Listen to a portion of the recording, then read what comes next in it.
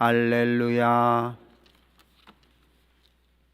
주님께서 여러분과 함께 또한 사제의 영과 함께 마테오가 전한 거룩한 복음입니다. 주님 영광 받으소서. 그때 예수님께서 티로와 시돈 지방으로 물러가셨다. 그런데 그 고장에서 어떤 가나안 부인이 나와 다윗의 자손이신 주님, 저에게 자비를 베풀어 주십시오. 제 딸이 호되게 마귀가 들렸습니다 하고 소리 질렀다. 예수님께서는 한마디도 대답하지 않으셨다. 제자들이 다가와 말하였다. 저 여자를 돌려보내십시오.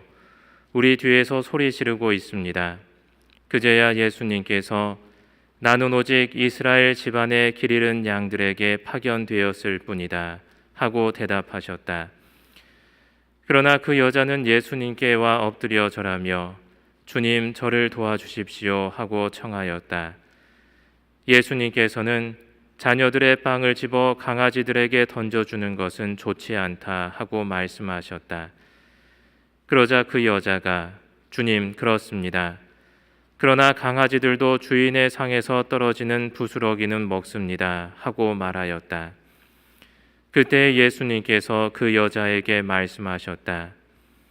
아 여인아, 내 믿음이 참으로 크구나. 내가 바라는 대로 될 것이다. 바로 그 시간에 그 여자의 딸이 나았다. 주님의 말씀입니다. 그리스도님 찬미합니다.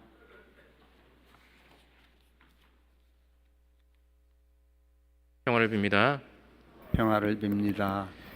예, 오늘 성소 후원의 미사 같이 봉헌해 주셔서 감사드립니다.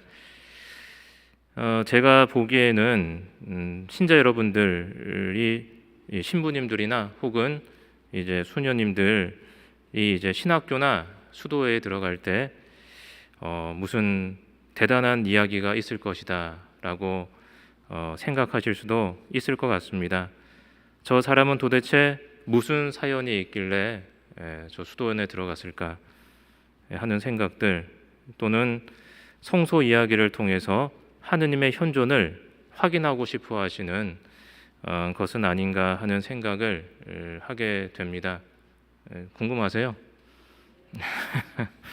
네, 저도 우리 신자 여러분들 어떻게 결혼하셨나 물어봤는데 별 대단한 얘기는 별로 없더라고요. 그냥 부모님이 뭐 결혼하라고 그래가지고 뭐 이렇게 했는데, 좀 예전 영화들에서 좀 그런 것들을 좀 심어준 것 같아요. 예전 영화들에는 뭐 그런 영화들, 시련의 아픔을 견디지 못해가지고 신부가 되거나 수도회가 수녀가 되었다는 그런 이야기가 뭐 그런 영화 혹시 보셨습니까? 예, 물론 전에 김병훈 사님처럼 참 저도 딱 들어봤을 때 대단한 이야기를 가지신 분도 계십니다. 김병훈 사님 성소 이야기 들어보셨죠? 못 들어보셨어요? 여기 오셔가지고 3번 이야기하셨다고 그러던데 못 들어보셨구나. 한번 그러면 그 유튜브 한번 찾아보시면 김병훈 사님 나오는 거 성소 이야기 아마 들을 수 있을 텐데, 그런데 저는 그런 이야기가 없기 때문에 누가 성소 이야기를 해달라고 하면 참 마음속으로 난감하죠. 나는 뭐 나한테 기대하고 뭐를 물어봤을 텐데 그런 성소 이야기가 없기 때문에 그래서 사실 저는 그 부끄럽지만 어떻게 보면 솔직하게 할 게 없어서 사회에서 할 게 없어서 수도에 들어왔다 이렇게 말씀드릴 수밖에 없습니다. 수도에 들어오기 전까지 백수였어요. 백수 생활을 하다가 그래서 누가 물으면 그냥 어쩌다 보니까 들어왔다라고 대답할 수밖에 없었던 것이죠. 그런데 그때 뭐 시간을 돌이켜 보자면 이제 일반 대학교를 마칠 즈음 이제 그때서야 앞으로 어떻게 살아야 될까, 어떻게 살아야 되지라는 의문이 들었던 것이죠. 그전에는 뭐 간간히 그런 것들에 대해서 생각을 하기는 했지만 막상 이제 사회 생활을 하려고 하니까 앞으로 어떻게 살아야 되지라는 의문이 문득 들었습니다. 그때 나이가 이제 20대인데 드는 생각이 참 인생이 그렇게 길지 않구나. 젊은데도 불구하고 그런 생각이 들었습니다. 그래서 그러한 의문이 길어지면서 결국 수도에 들어갈 생각에까지 다다르게 된 것이죠. 사실 저는 수도에 들어갈 생각을 할 때까지 유아 세례는 받았지만 성당에는 잘 나가지 않았습니다. 그런데 이제 그런 생각을 하다 보니까 이제 이 수도자랑 같은 계열 있잖아요. 뭐가 있을까요? 스님. 스님이 되는 것도 나쁘지 않겠다. 생각을 했는데 지금은 좀 제가 머리 숱이 없어가지고 머리를 좀 짧게 깎았지만 이제 머리를 밀고 승복을 입고 술집에 가면 좀 이상하겠다 이 생각이 들어가지고 수도에 들어서 술을 마셔야 되니까 일단 패스를 하고 나서 그래서 지금 생각해 보면 내가 수도에 들어온 이유는 내가 살아가는 의미를 알고 싶어서 그것을 찾고 싶어서 들어왔던 것이죠. 그래서 어떻게 보면 뭐 하느님을 사랑해서가 아니라 내 자신을 더 사랑해서 수도에 들어왔습니다. 물론 물음에 대한 답은 신앙 안에서 찾으려고 한 것이죠. 아무리 생각해도 그러한 물음에 대한 답은 종교 안에서밖에 찾을 수 없다라고 생각을 했습니다.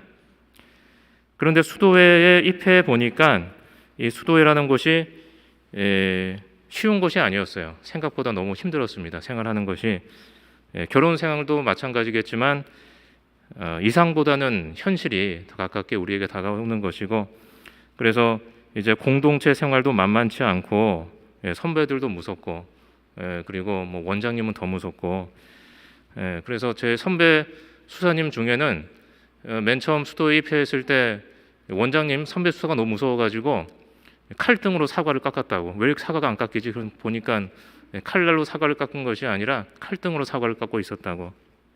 그렇게 이야기를 들었습니다. 그래서 이제 춥기도 하고 제가 그냥 들어오다 보니까 신앙심도 별로 없죠. 신앙심도 별로 없고 해서 괜히 들어왔구나라는 생각을 하면서 잘 때 어때요? 눈물이 나죠. 잘 때 눈물도 나고 또 엄마도 보고 싶고 그래가지고 참 힘들었던 거죠. 그래서 저는 어떻게 해서 수도회를 안 나간지는 모르겠지만 수도에 들어온 많은 사람들이 수도회를 떠났습니다. 그래서 제가 2010년도에 수도회에 입회했는데 그 당시 우리 한국광구에서 수도회 홍보 영상을 찍었어요. 그 홍보 영상에서 이제 학생 수사님들이 많이 인터뷰를 했는데 이제 2010년도니까 저랑 김병우 수사님이 동기입니다. 같은 해에 들어왔어요. 그런데 같이 막내로서 또 인터뷰를 했는데 이제 인터뷰 내용이 성소에 대해서 물어보는 거였습니다. 근데 이제 김병우 수사님은 이제 멋있게 대답을 했고 저는 할 말이 없는 거죠. 할 말이 없으면 지어내기라도 해야 되는데 제가 상상력이 빈곤해서 또 그렇게 못하고 그냥 들어오게 됐다 이런 식으로 이야기를 해서 편집을 당했습니다. 그래서 그 영상에는 저는 나오지 않고 김병우 수사님만 나왔습니다. 그런데 나중에 그 영상을 보는데 많은 학생 수사들이 인터뷰를 했는데 인터뷰에 나온 대부분의 그 수사님들이 지금은 수도에 남아있지 않다는 거죠. 잘생긴 사람은 어때요? 여자 만나서 나가고 또 능력 있는 사람들은 능력 있어서 나가고 그래서 저 같은 이렇게 얘기하면 그렇지만 못생긴 나무가 또 산산을 고향을 지킨다 그러죠. 그래서 이제 남게 됐는데 물론 뛰어나신 수사님들도 많죠. 이건 제 기준에서 말씀드리는 겁니다. 그래서 이제 영상의 인터뷰에서 거룩한 부르심을 받고 수도에 들어왔다고 말하는 사람들이 지금은 남아있지 않다는 사실에 대해서 사실은 참 착잡한 마음이 많이 들게 됩니다. 이제 미국에 와서 어딘가를 갔다가 차를 타고 돌아오는 길에 원장님이 이제 말씀을 하시는 거예요. 송소란 파도와 같은 것이다.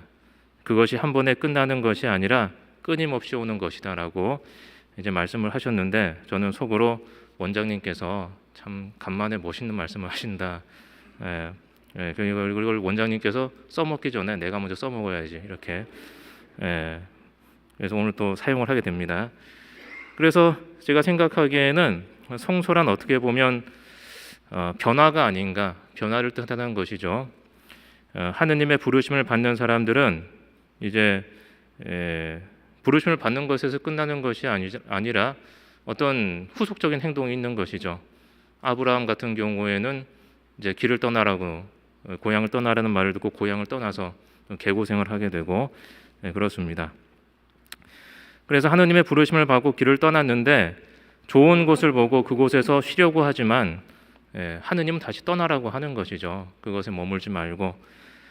그래서 제가 수도 생활을 시작했다고 해서 사실은 뭐 성소 뭐 이야기해가지고 수도에 들어갔다, 그래서 해피엔딩이다, 뭐 그것이 끝이 아니라는 것이죠. 수도 생활 자체가 해답을 제공해 주지는 않는다는 것입니다. 우리 신자 여러분들도 신앙 생활을 시작했다고 해서 성당에 나왔다고 해서 그것이 끝이 아니라 그것이 어떻게 보면 하나의 과정인 것이죠. 그것이 오히려 또 하나의 시작입니다. 수도 생활을 하는 도중에도 많은 부르심이 있고 또 수많은 변화를 겪어야 한다는 것입니다. 그리고 대부분의 경우 그 변화의 순간은 기쁨의 순간에서 그 변화가 오는 것이 아니라 고통의 순간이었던 것 같아요. 나를 변화하라는 부르심은 어떤 기쁨의 목소리가 아니라 참 고통으로 가는 어떤 그런 부르심이었던 것 같습니다. 그리고 이 부르심에 응답하는 순간 이 고통은 신앙 안에서 점점 기쁨으로 변화할 수가 있습니다. 그래서 이상은 이상만으로 존재하는 것이 아니라 현실과 맞닿아 있어야지 그것을 어떻게 보면 깨닫게 되는 것이라고 생각합니다. 이것은 비단 수도 생활뿐만이 아니라 모든 형태의 삶에 적용되는 것이겠죠. 결혼 생활도 많은 도전이 있고 그 도전에 맞설 때 진정한 가족 관계가 형성되지 않나 생각합니다. 그런데 그것이 사랑만으로 극복되는 것이 아니라 신뢰와 믿음이 있어야 한다는 것이죠. 물론 다 없죠. 사랑도 없고 신뢰와 믿음도 점점 부족하게 되고 사랑이 없기 때문에 어쩌면 신뢰와 믿음이 더 필요한 것이죠. 그리고 그 믿음의 바탕이 되는 것이 또한 하느님에 대한 사랑이라는 것입니다. 그래서 결혼 생활을 또 하나의 성소이고 어떻게 보면 또 하나의 수도 생활이다라고 말하게 됩니다. 그래서 재속회라는 단체도 그와 같은 의미가 있겠죠. 또 요즘 독신이 많아지면서 그 생활 안에서 또 하느님의 뜻을 찾을 수도 있겠죠.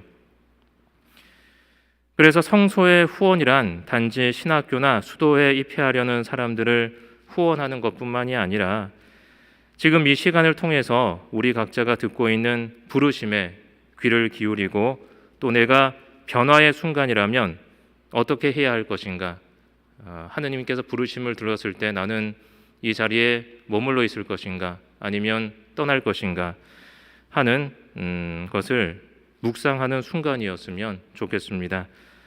나에게 지금 고통이 있다면 나의 내면이나 당면한 상황을 아무리 들여다봐도 답은 나오지 않죠. 그래서 그 상황에 주의를 집중할 것이 아니라 하느님의 목소리에 귀를 기울일 수 있어야 합니다. 그러면 불가능한 것이 또한 가능한 것으로 변화하게 됩니다. 오늘 우리 모두 이 자리에서 이 시간 안에서 우리 자신의 부르심을 듣고 성찰할 수 있는 그러한 시간 되었으면 좋겠습니다.